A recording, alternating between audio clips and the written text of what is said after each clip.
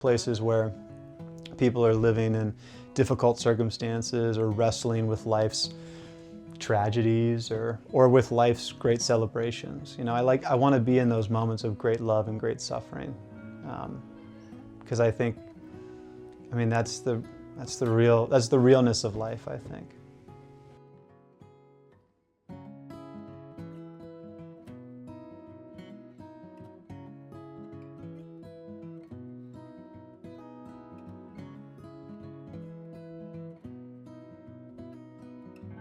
My name is Jimmy Bay.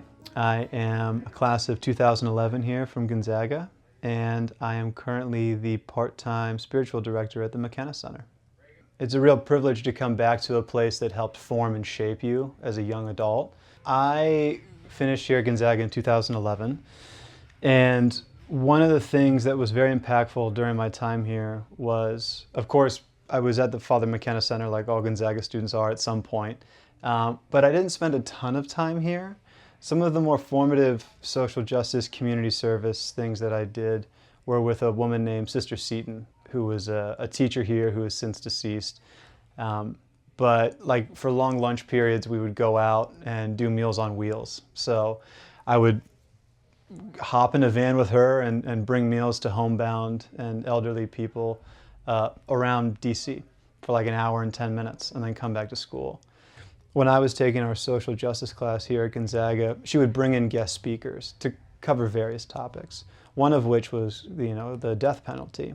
She brought in a guy that was clearly her friend. Like, they knew each other. This wasn't like, you know, someone referred him to talk to our class. They had a personal relationship. He was in death row for 30 years. And here he was giving us a talk. I mean, you sit in class as a whatever I was, 16, 17-year-old going, you know? And obviously his story was impactful, but what I remember the most was Sister Seaton's relationship with him. You know, he mattered to her. And you could kind of tell that they knew each other before he was out. And so like seeing that for me as a white kid that grew up in an upper middle class background, that turned faith into action for seeing those relationships, seeing how she cared about those people, you know, about that man and about many of the others. So I learned at Gonzaga not only the emphasis of caring for others and serving others, but that almost a subtle Robin Hood-esque way of approaching it. For me, it was the first time faith was put into action, that I saw what I was learning in maybe my religion classes or through the church was actually about the relationships in my life and how I was with people. I found myself after college really trying to think about how could I live a meaningful life. I wasn't really thinking about that in college, but afterwards I was. And I kind of came to the decision that folks like Sister Seaton or another teacher and counselor here, Coach Bill Wilson, who coached me in basketball, gave me a role model or gave me a model in my high school years of like what it meant to really be a man for and with others. What I want to do or who I want to be is someone that's willing to get messy with other people. Like, I want to live in the messiness of life with others. It's hard. I don't always do it well. I think most of the time I don't do it well. But I mean, I just, whether it's like I've mentioned Coach Wilson, Sister Seaton, you read about people like Dorothy Day or, you know, Greg Boyle and some of these folks, Horace McKenna, you know, people that put themselves in places, you know, where the messiness happens, where Christ is, you know. That's really where I want to be. I constantly have these kind of tugs at the heart of like, well, you could have this, you could have that, you could live in this way, you could live in that way, kind of comforts of life, things I already know I like. There's absolutely nothing wrong with that.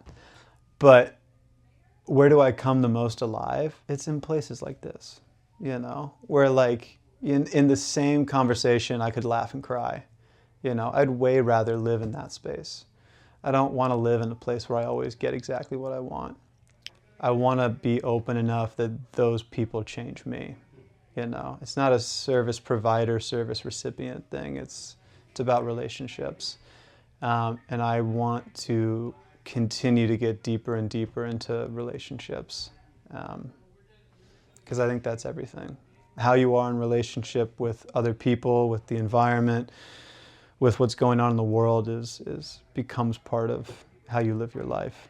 You know, you're changed by those relationships. So, yeah, if there's any footsteps I leave behind, it would hopefully be that people want to do that too.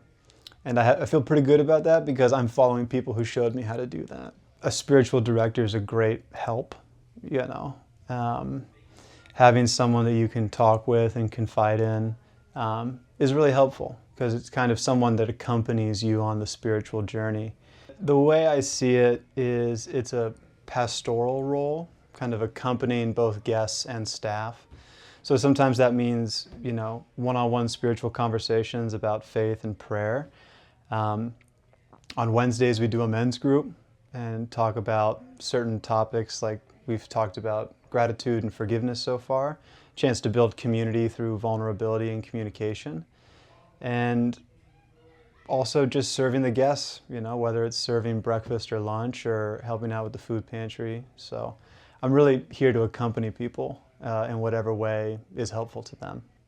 I mean, I think you have to be impressed with the perseverance that so many of these guys show, you know, simply by going about the things of their day. Many of them struggling with, you know, various, whether it could be addictions, past traumas, mental illness. I mean, they carry a lot. Greg Boyle, the Jesuit out in California at Homeboy Industries, talks about how we should marvel at the way they carry what they carry and not judge them for how they carry it. And so I find that to be helpful advice when I come in here, because I think sometimes it can be easy to, well, you should do this or you should do that, you know, you should stop doing this, whatever it is.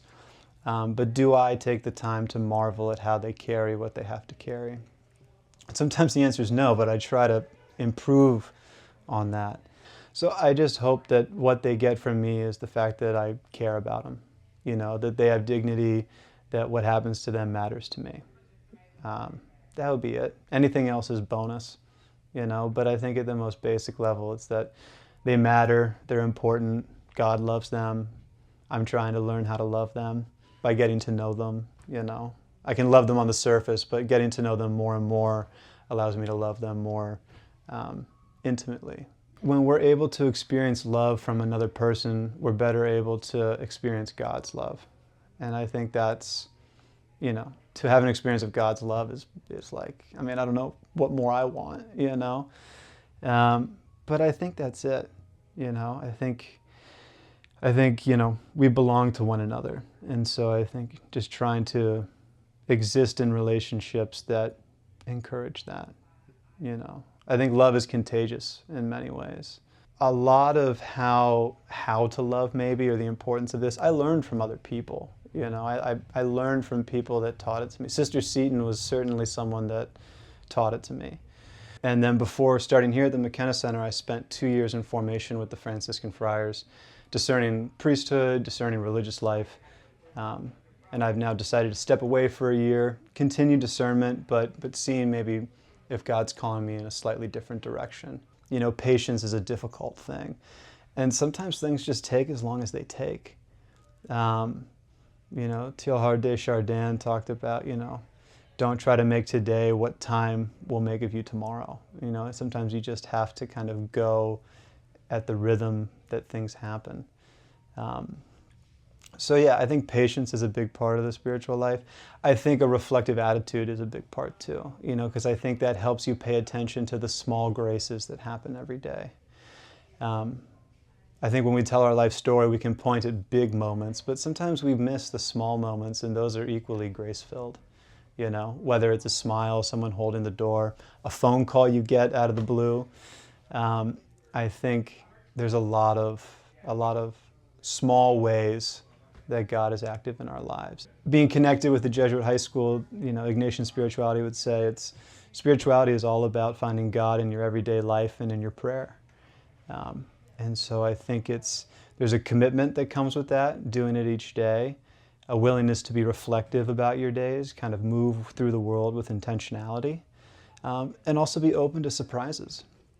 I'm constantly surprised at the way God breaks through every day in terms of what I hear, what people say. I'll give you an example. The other day, literally just a couple days ago, I was feeling that this urge to do more. Like I need to do some more work or do some other things and kind of perhaps fill my time up with some more meaningful things. And that was on my mind. It was kind of on my prayer. Well, halfway through the day, this Jesuit called me and said, "Hey, I was thinking about doing this immersion trip in the spring. Can you help me coordinate it?"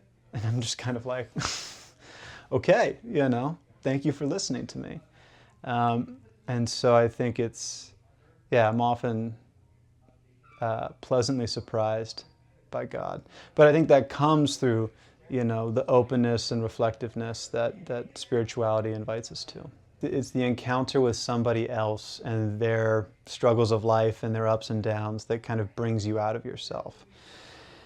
And so that would be my advice, is to find outlets to encounter people that look different than you, that have different experiences than you. And don't just go there as a service provider, but to your best ability, go there and try to get to know them. And share some of yourself with them and see where that goes. Because I think that's what it is. It's really encountering others and seeing yourself in them and allowing yourself to be open enough that they might be able to see themselves in you. And I think if you can have more experiences like that, I don't see how it can be negative. So I just hope people are willing to do that, whether it's here at the McKenna Center or somewhere where you live or somewhere where, another way of serving those in need. I hope people, if they end up watching this, can take courage and do it, or go with a buddy or find a mentor or whatever it is. But really, continuing Pope Francis's spirituality of encounter is so important, because it can help us figure out maybe what we want to do or where we want to be.